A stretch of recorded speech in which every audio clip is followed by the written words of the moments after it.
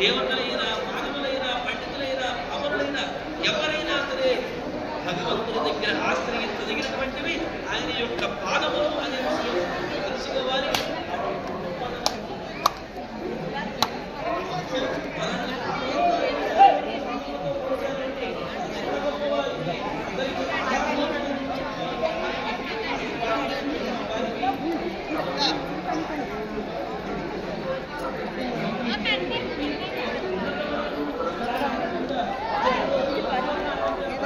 Pani, baby, kalau coba pani.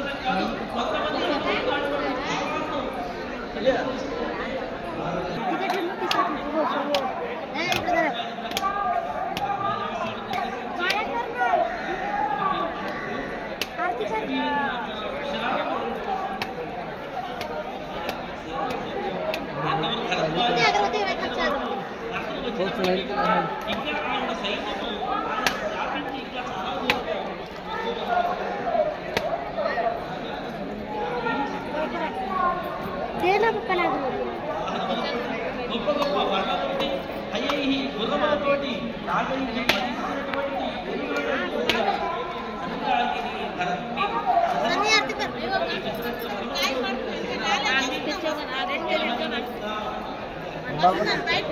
पास हो जरा बात हम जो चांद पाया पड़ा था गोइंदा गोइंदा गोइंदा गोइंदा गोना आते ना साक्षी ए साक्षी को काटूं साक्षी ए साक्षी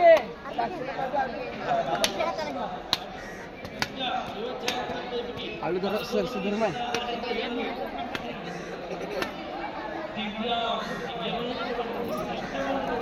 झालं असं करायचं नसतं नाही दोन्ही हाताने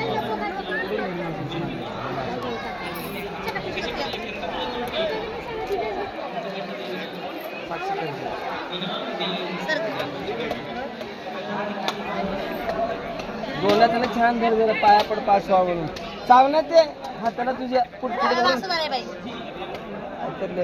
दोन्ही हाताला धर ना. ನಮಸ್ಕಾರ ವೀಕ್ಷಕರೇ, ಶಿವಶಂಕರ್ ಮಗಜಿ ಯೂಟ್ಯೂಬ್ ಚಾನಲ್ಗೆ ಆತ್ಮೀಯ ಸ್ವಾಗತ. ನಾವು ಶ್ರೀವಾರಿ ಮೆಟ್ಲು ಬೆಟ್ಟ ಹತ್ಕೊಂಡು ಬಂದು ತಿರುಮಲಕ್ಕೆ ಬಂದ್ವಿ. ನಮಗೆ ದರ್ಶನ ಟಿಕೆಟ್ ಅದೇ ದಿನದ್ದು ರಾತ್ರಿ 10 ಗಂಟೆಗೆ ಕೊಟ್ಟಿದ್ರು. ನಾವು ಆ ದಿನ ಹೋಗಲಿಲ್ಲ ದರ್ಶನ ಮಾಡೋಕ್ಕೆ, ಮಾರನೇ ದಿನ ಹೋದ್ವಿ ಎಲ್ಲರೂ ದರ್ಶನ ಮಾಡೋಕ್ಕೆ.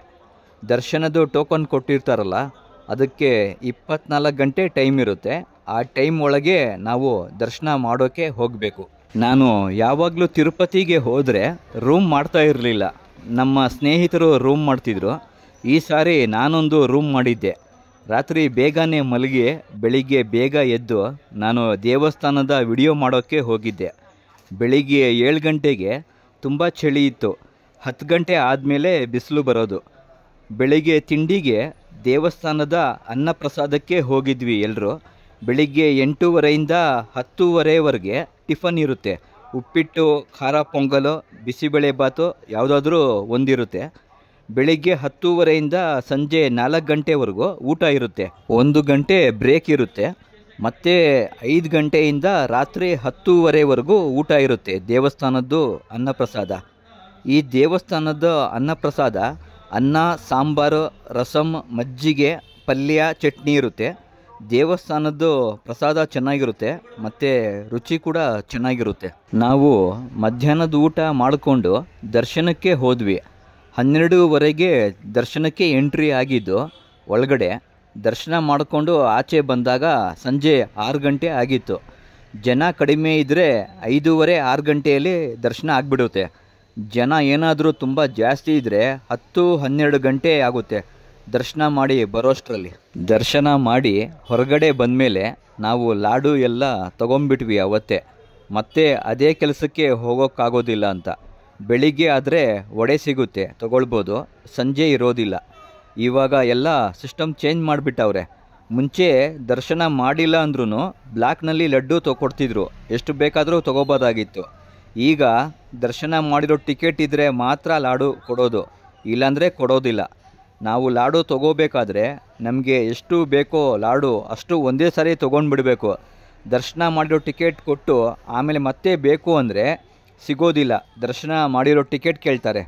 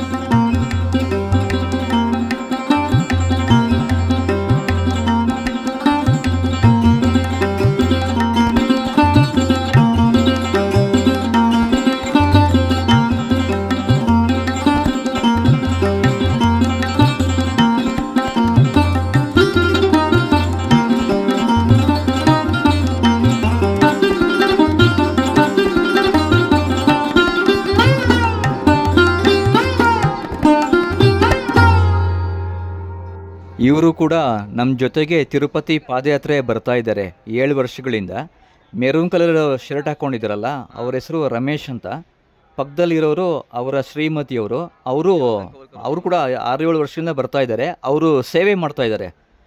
ಪ್ರತಿ ಇದು ಊಟ ಬಡಿಸೋದ್ರಿಂದ ಹಿಡಿದು ಎಲ್ಲ ಕೆಲಸನೂ ಮಾಡ್ತಾರೆ, ಸೇವೆ ಮಾಡ್ತಾರೆ ಅವರು.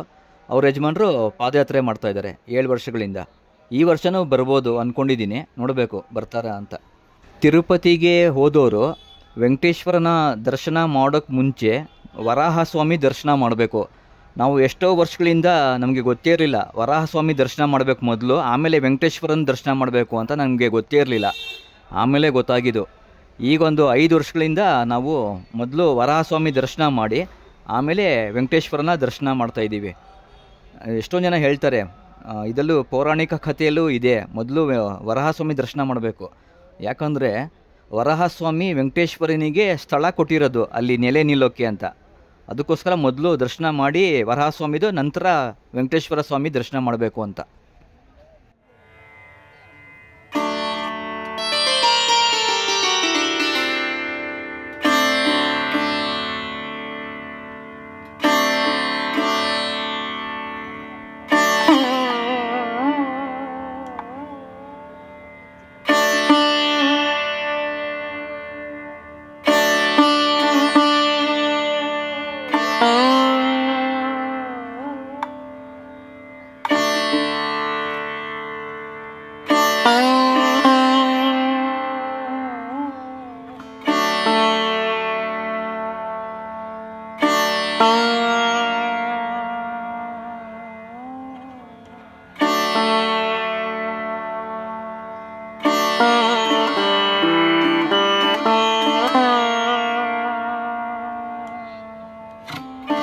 ಪ್ರಿಯ ವೀಕ್ಷಕರೇ, ನನ್ನ ವಿಡಿಯೋಗಳು ನಿಮಗೆ ಇಷ್ಟ ಆದರೆ ಲೈಕ್, ಸಬ್ಸ್ಕ್ರೈಬ್, ಕಾಮೆಂಟ್ ಮಾಡಿ. ಹೊಸೊಬ್ಬರು ನನ್ನ ವಿಡಿಯೋ ನೋಡ್ತಿದ್ರೆ ಸಬ್ಸ್ಕ್ರೈಬ್ ಮಾಡಿ, ಬೆಲ್ ಬಟನ್ ಒತ್ತಿ ಆಲ್ ಅಂತ ಕೊಡಿ. ನಾನು ಅಪ್ಲೋಡ್ ಮಾಡೋ ಪ್ರತಿ ವಿಡಿಯೋಗಳು ನಿಮಗೆ ನೋಟಿಫಿಕೇಷನ್ ಬರುತ್ತೆ. ವಿಡಿಯೋ ವೀಕ್ಷಿಸಿದ್ದಕ್ಕಾಗಿ ಎಲ್ಲರಿಗೂ ತುಂಬ ಹೃದಯದ ಧನ್ಯವಾದಗಳು. ಮತ್ತೆ ಮುಂದಿನ ವಿಡಿಯೋದಲ್ಲಿ ಭೇಟಿಯಾಗೋಣ.